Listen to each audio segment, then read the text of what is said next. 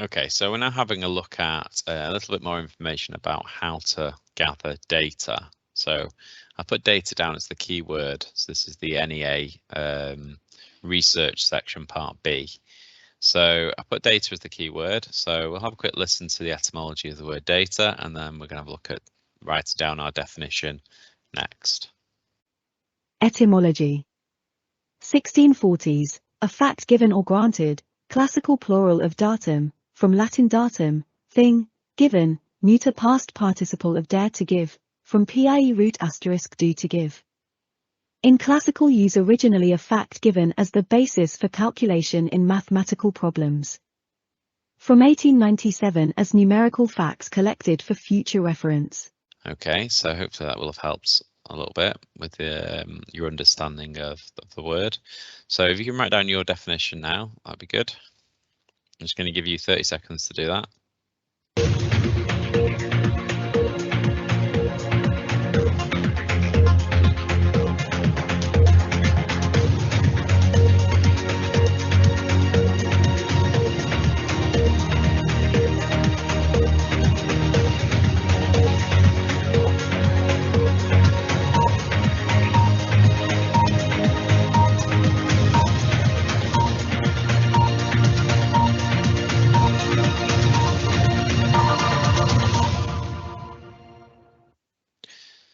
Okay, so this is the definition. Definition. Facts and statistics collected together for reference or analysis. Okay, so collecting really of information, really for reference purposes. So now just have a think about some characteristics of the word data. So some either similar words or words that help explain it or define it. Again, I'm sorry, I'm just going to give you 30 seconds then to do that.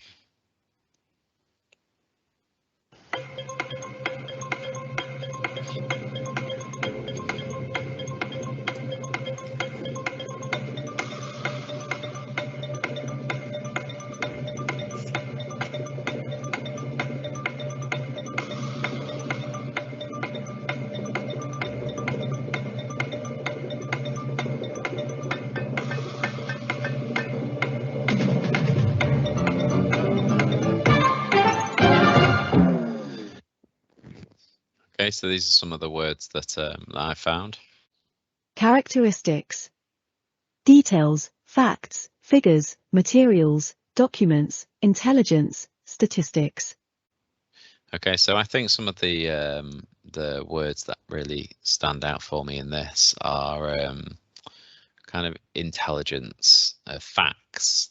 You know, some of the specifics about the topic that you're trying to gather. So, what are the facts about the contextual challenge that you're trying to solve or complete? Okay, now try and think of some example or a example or some examples of the word data, or maybe where you might find data from.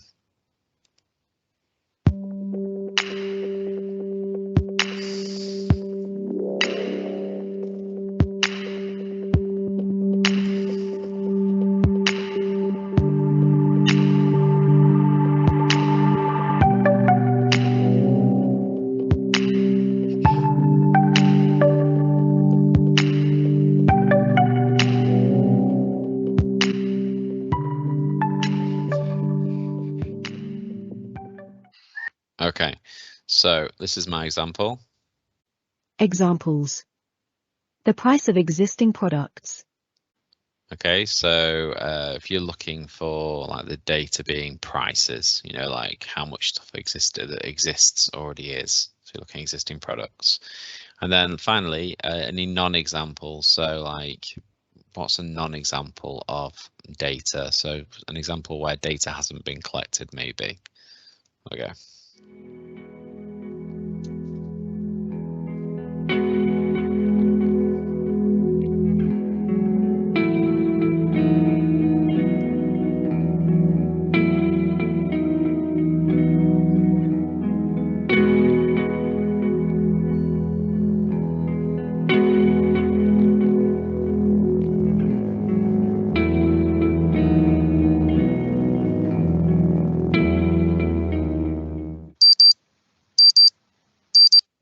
Okay, so this is what I've got down. Non-examples. Made up information, like fish can walk. Okay, so if something's made up, it's not collecting data. So if someone's made like a story up like fish can walk, etc., then obviously it's not collecting data, it's just made up information. So obviously your aim being when you're researching to actually find specific information either from a primary source or a secondary source. Okay, so if you have a look at this, this is a success criteria really for this section. So I'm just going to have a look mainly at the top bit. So undertaken comprehensive relevant research and investigation clearly linked to the context and where appropriate the work of past and present professionals and companies. Undertaken an effective analysis of the information reflecting the needs, wants and values of the clients or potential users. Identified a range of problems or opportunities to clearly inform the development of possible design briefs. So comprehensive research, clearly linked to the context. Having a look at past and present companies or professionals, clearly referring back to what the client wants and identify a range of opportunities to clearly inform the development of the design brief. So you're trying to really think about what all the problems are. Okay, so this section here that we're looking at is identifying and investigating design possibilities. So it's 10 marks and 4 hours should be spent on this. And we've already will have spent 1 hour on the analysing the contextual challenge. So 3 hours now on the research. So you're looking at between ideally, well, 3 to 4 A3 sheets of research packed full of information within 3 hours would be ideal. So you're trying to research a wide range of different options. Now you can do preparation beforehand, so you can look at different options and where to research and look at like different videos if you're using YouTube, or have a look through the textbooks to find the information, write down the page numbers, maybe look at specific paragraphs you want to take information from. You can, think about, you could do your plan of research beforehand. So what are you going to do? What type of research are you going to do? And then obviously when you're in the controlled assessment, then it should be just finishing off and completing that work that you have planned out using the website pages that you've already looked at. All of this should be prepared, listed down, exactly what you're going to write, where you're going to get the information from, etc. And obviously remember, it's limited guidance. Okay, so I'm just going to have a look at an example of how to write a decent design questionnaire. So have a quick watch of this. If you can list down 5 things that you've learned as well from the video, then we'll talk about that afterwards. Designing a questionnaire. There are 5 steps to designing a questionnaire. Define the problem, plan how the survey will be administered, write the questionnaire, desk check, pilot survey. It can be tempting to leap straight to step 3 and also to miss out steps 4 and 5, but this will result in a substandard questionnaire and poor data. Helen sells choconutties. She has asked us to help her design a questionnaire to help her develop a new product. We will use this as an example to illustrate the steps. Step 1. Define the problem. We can do this by answering these questions. What is the purpose of the questionnaire? This is important whether we are working for someone else or for ourselves. Who is the target population? In other words, who would we like to ask if we could ask everyone who matters? What is the information going to be used for? What exactly do you want to find out? Think about what are possible sources of variation. The purpose statement for Helen is: Helen is planning to introduce a new chocolate product. She wants to find out what type of chocolate product is most likely to be successful in the market. Helen is most interested in attracting new customers, so the target population is people who don't already buy choconutties but do buy chocolate. The information will be used to help Helen develop new chocolate products. Helen wants to know specifically what chocolate fillings are popular and which kind of chocolate is preferred by people who spend a lot on chocolate. Helen thinks there may be variation in chocolate preference between men and women and wishes to design specifically to each market, so we'll need to ask if the respondent is male or female. Step 2. Plan how the survey will be administered. We can choose between phone, personal interview, written or online questionnaire. These methods each have different advantages and disadvantages. The method of administration affects the types of questions that can be asked. For her budget, and because Helen wants to reach more than just current customers, Helen wants to use an online survey method. This will make creating the questionnaire and doing the analysis much easier. Step 3. Write the questionnaire. Take each of the things you want to find out about and write a question for it. There are many potential pitfalls in writing questions. These are covered in another video, Writing Good Questions.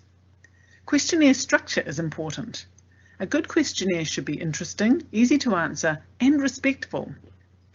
An informative title, clear introduction, and interesting, well-organised questions help the respondent to keep answering. The introduction needs to explain why the data is being collected and for whom. This should also explain about confidentiality of the responses.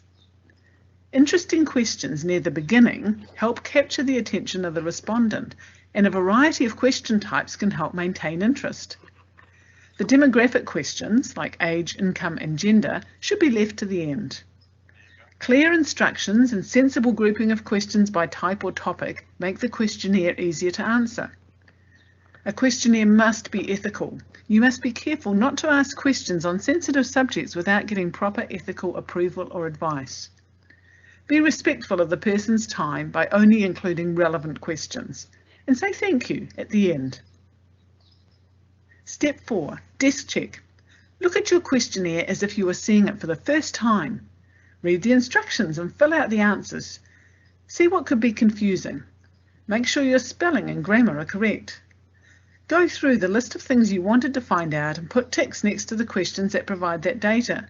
Look closely at any questions with no tick and decide if they need to be in the questionnaire. Consider how you would record the responses. Generally, you make a table or spreadsheet with a row for each person and a column for each question. Check to see that your questionnaire is easy to code like this.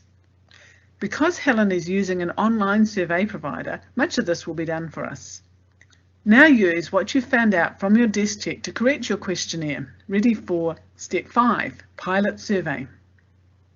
This is where you get some people to answer your questionnaire. These responses will not form part of the actual survey. Watch while they fill out the questionnaire. Note anything that seems confusing to them. Look at what the people have written. Ask them if they found any of it confusing, boring, or annoying. Thank them. If you've done a large pilot survey, you could do a quick analysis of the data. See if there are any questions that several people answer other to. This might mean that you need to add another response alternative in that question.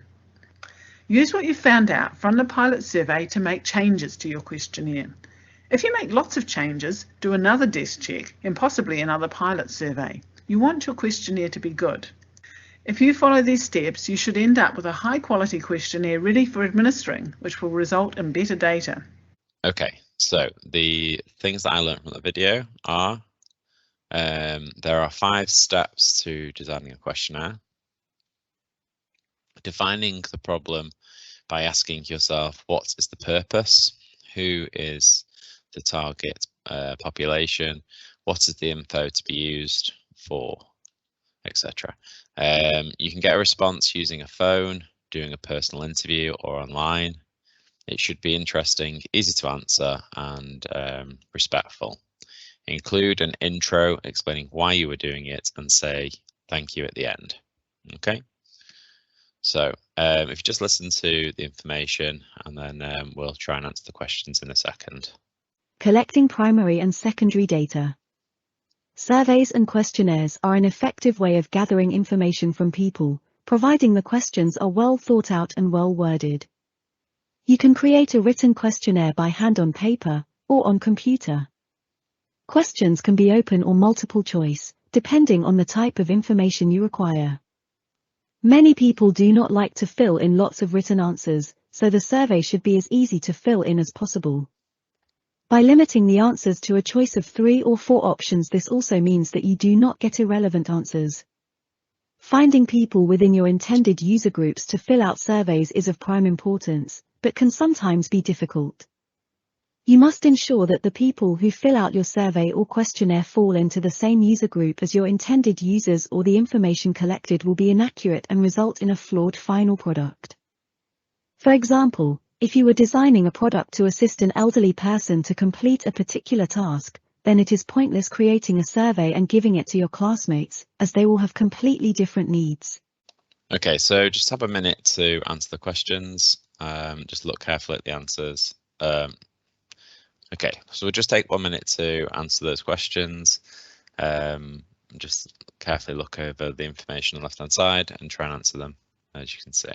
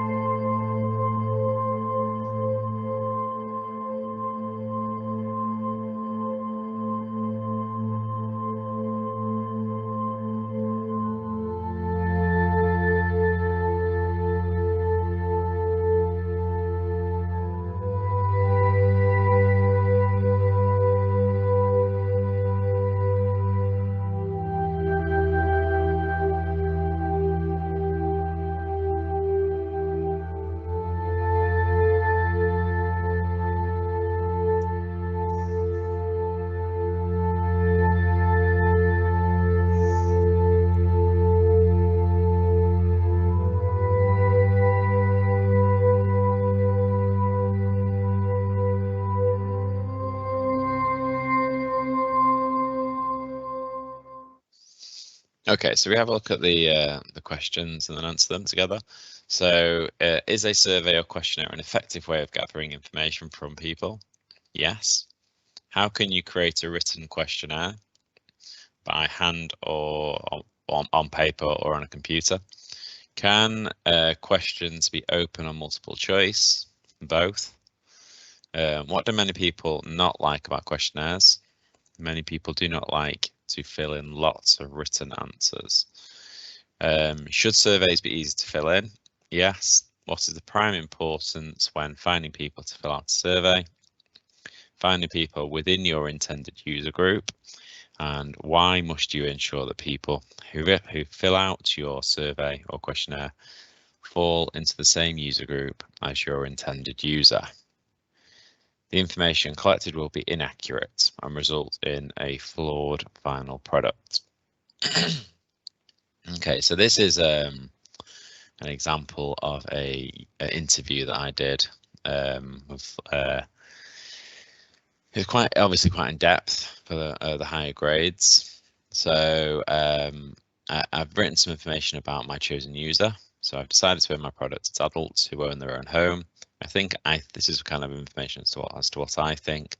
I think adults like spending time in the garden, so might want a comfortable piece of furniture to sit on, or a nice table to put drinks or snacks on. They might also want storage to help organize things like shoes or children's toys. So I've done like a full idea as to what I think first off about the chosen user. What do I think their interest might be? And then I've written questions that links to specifics then. So can you tell me your name and age? Where do you live? So I'm finding out information where they live because it has an effect on any product. So unfortunately in Manchester it rains a lot. So if it's for outdoor furniture, that would have to be considered. And obviously the age, well, people of a certain age like certain styles. Maybe like for a young child, they would want it to be different from what a 38-year-old would want. What do you do for a living? Maths teacher in secondary school. So again, that has an effect on the personality. Like if they're a maths teacher, the design might be slightly maths related, for example. So you can see there's a whole range of questions that I've come up with, and I have generally speaking used the Access FM when thinking about it. So you'll see towards the end I've talked about materials. So Access FM, M being materials and manufacture. So size, That's client information, aesthetics. So they're all things that I've kind of tried to use the XFM to make sure I fully consider all different aspects. The more feedback that you get from here, the more useful it will become for your work that you do. So you have to analyze the research that you found, so summing it up. Okay, so from my user research, I have learned that I need to design a piece of garden furniture. It could be a sofa, chair, outdoor sofa, table, storage unit, etc. The garden furniture needs to be sustainable and look attractive, etc. So literally, I've just picked out each one of these points and just bullet pointed it down. So this is exactly what mine needs to be like. Okay, so we just have a look at this next section, please, and we'll just listen carefully to what it says. Many free online survey programs are now available, meaning you can email people you know who fit into your intended user group and conduct primary research and collate answers from people you may not necessarily have met. Many students use the internet to collect images and information on existing products that are similar to what they may be designing. This is secondary research, as it is based on the reviews of others and or the manufacturer's own claims. While this has some value, it is far better if you can find a real-life existing product which you can handle, use and test yourself. Okay, so now I'm just going to give you a minute to answer these. Maybe it'll be a minute might be a bit long, but we'll see.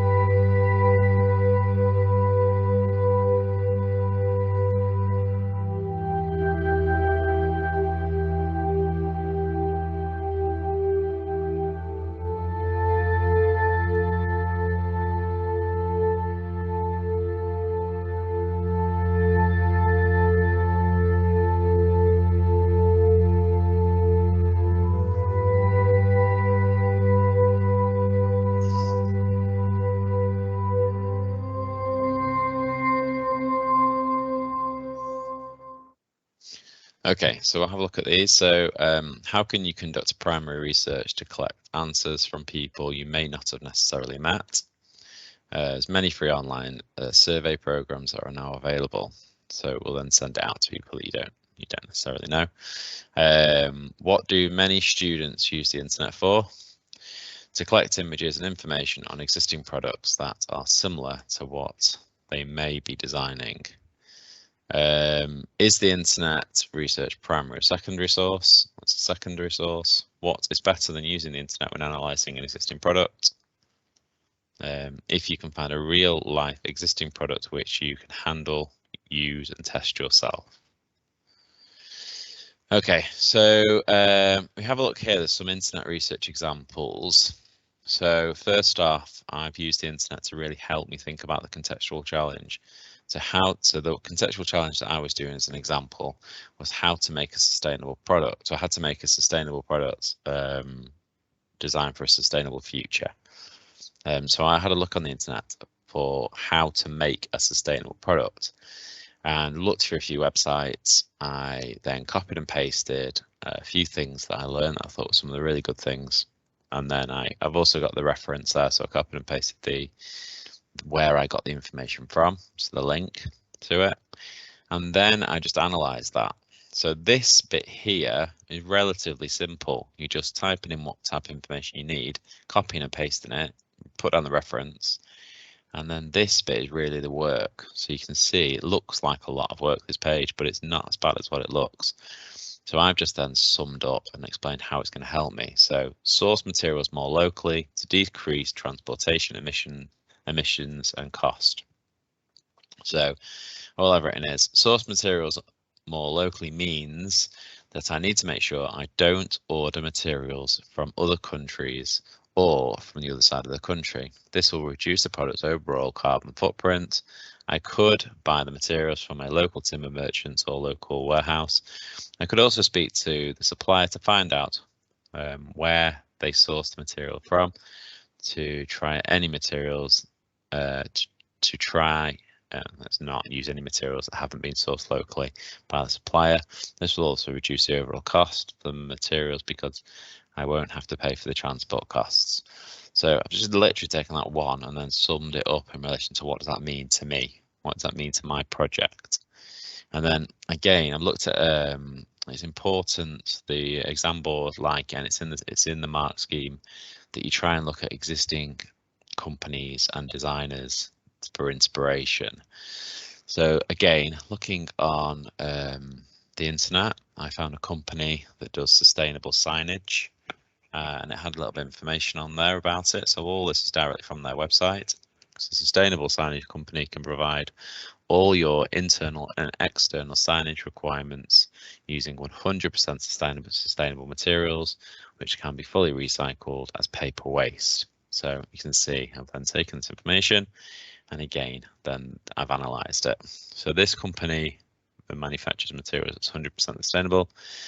The material is fully recyclable and can be thrown in a waste paper bin. Effectively, just copy that. I probably should have written something, and then I could potentially use this same material within making furniture, maybe.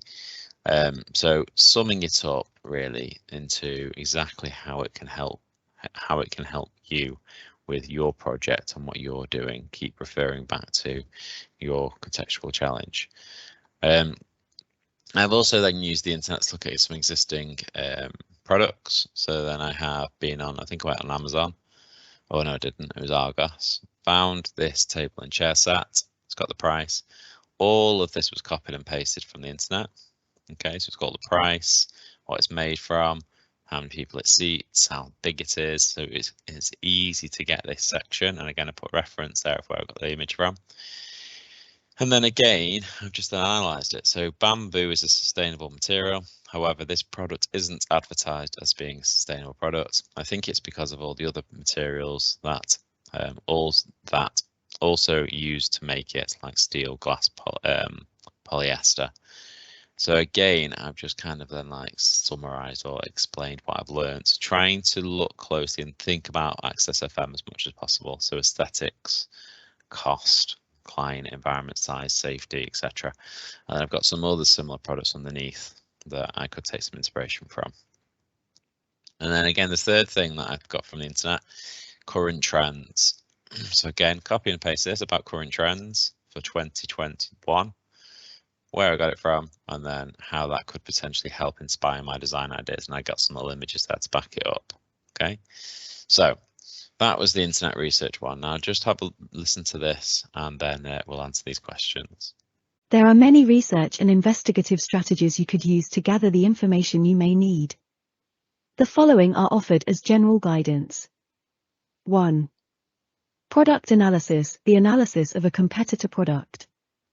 Consider, for example, the form, style and function, materials and construction processes, quality issues, performance characteristics, environmental sustainability factors, overall strengths and weaknesses. Be sure to identify, analyze, and record what is of value to your design. Consider how the information could be used effectively. 2. Interview. Conduct a survey or questionnaire with your potential clients or users. This should directly influence the decisions you make and drive your design thinking forward.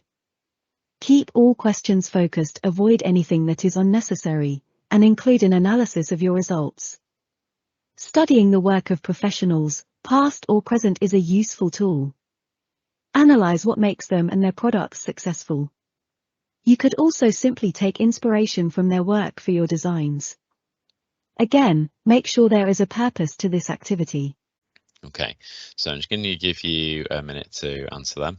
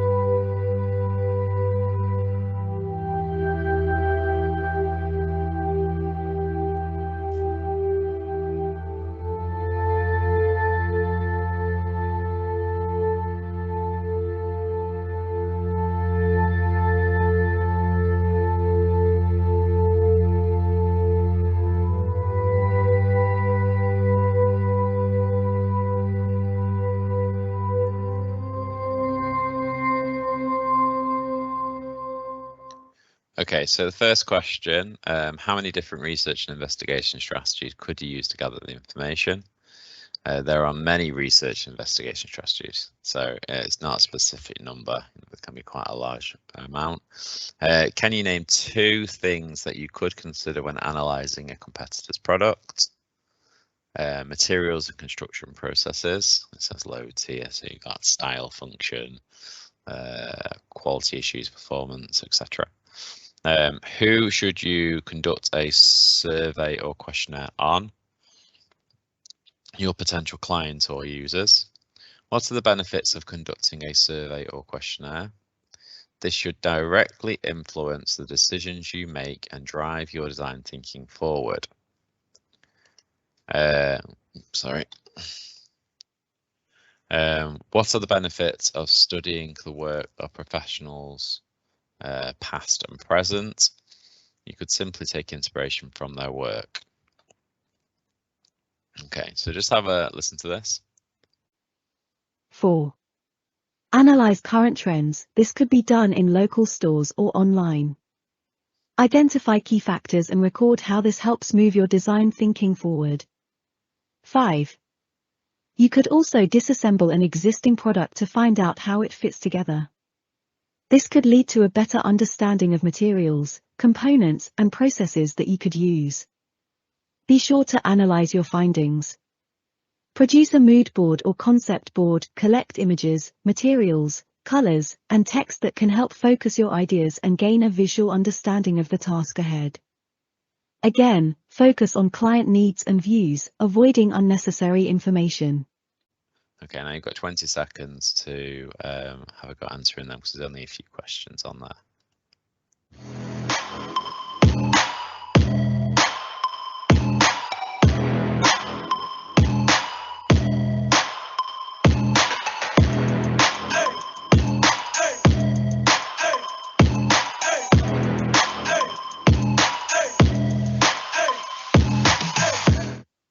All right, it's probably not enough time that, but we'll go through it anyway. So how can you go about, that's supposed to be analysing current trends?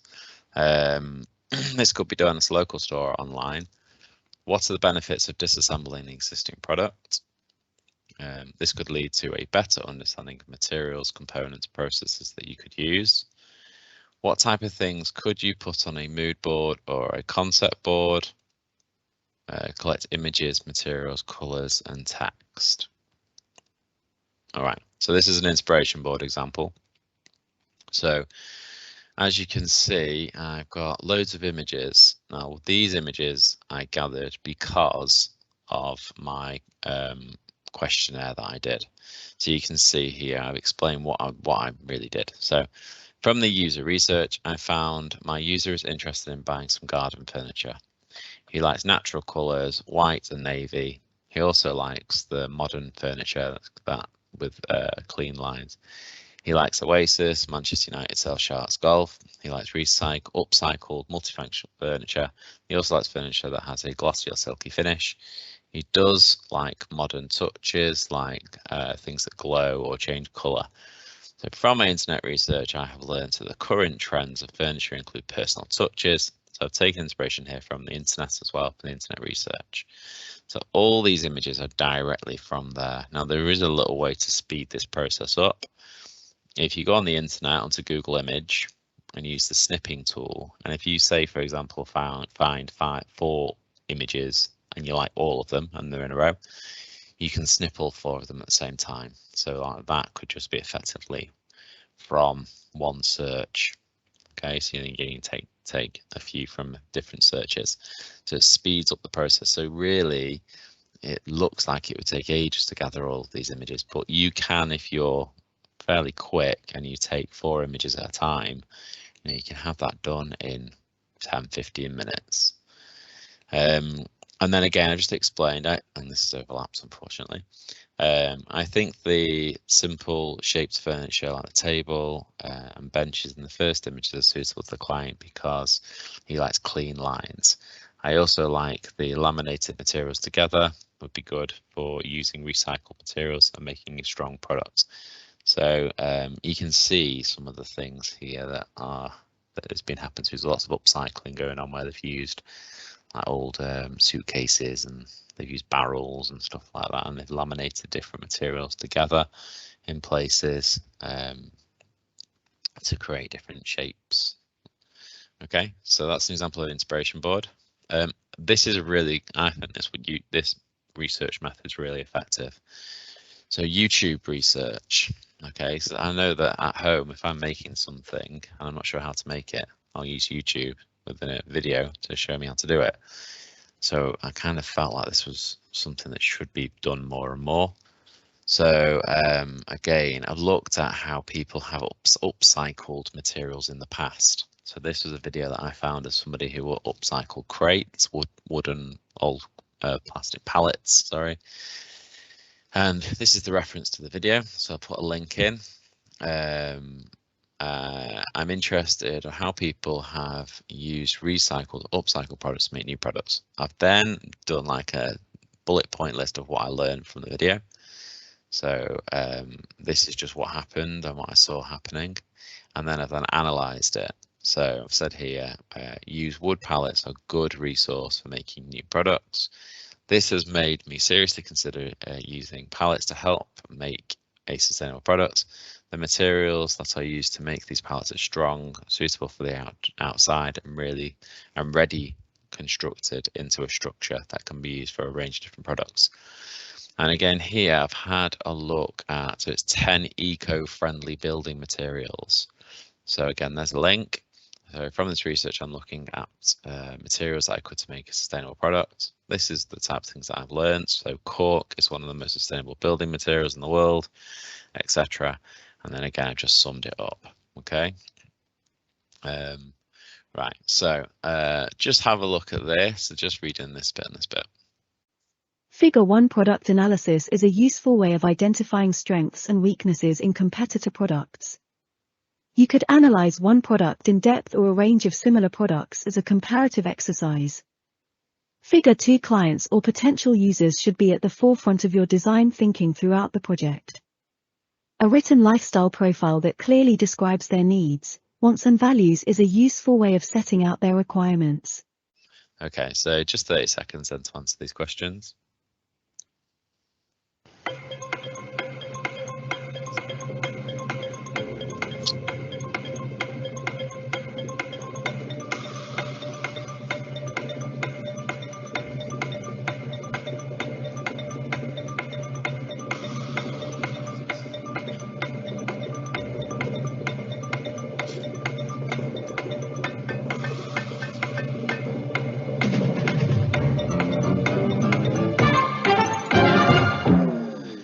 Okay, so what are the benefits of doing a product analysis? It's a useful way of identifying strengths and weaknesses in a competitor's product. What are the two different ways you could do a product analysis? You could analyze one product in depth or a range of similar products as a comparative exercise. What should be at the forefront of your design thinking, the client or the potential user? What does a written lifestyle profile clearly describe? The client's or potential users' needs, wants and values. Okay. All right. So again, just have a listen to this and then we'll answer the questions. Throughout the research and investigation, you should be narrowing down your ideas to a more defined range of possible design challenges and be moving closer to setting your final design brief. Towards the end of this assessment strand, you will need to have a clear idea of what you intend to make and the rationale behind that decision. Before a final decision is made, you might find it helpful to consult potential users for feedback on your first thoughts and ideas. Designing and modeling ideas should be taking place alongside your initial research. Modeling and testing ideas may prompt you into further research later in the process as you uncover potential design problems. This is all part of the iterative process of design and should be in evidence in your portfolio of work. The activities carried out in this section form part of the more informal section of your portfolio.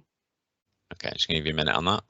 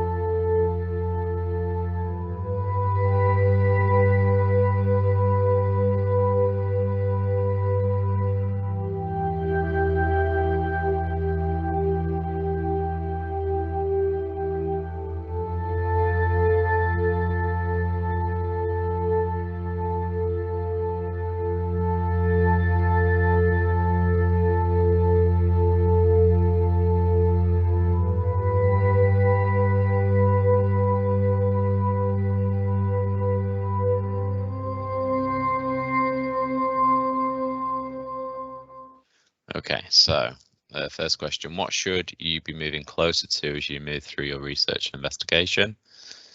Setting your final design brief. Towards the end of the assignment strand, you will need to have a clear idea of what you intend to make and the rationale behind the decision.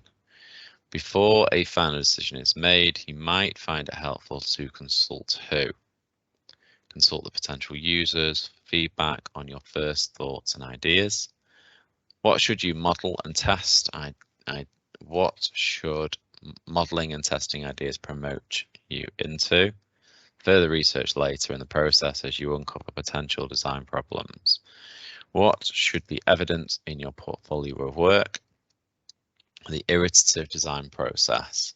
The iterative design process is just the process of, so it's thinking through your idea, sketching it down, modeling it, evaluating it, finding problems, and then doing the same process again. So sketch it down with the improvements, model it with the improvements, evaluate it again, find additional problems, and just carrying on that circle round and round. Okay, so thank you very much for listening, and just make sure that you try and do your research as comprehensively as you possibly can. Thank you. Bye-bye.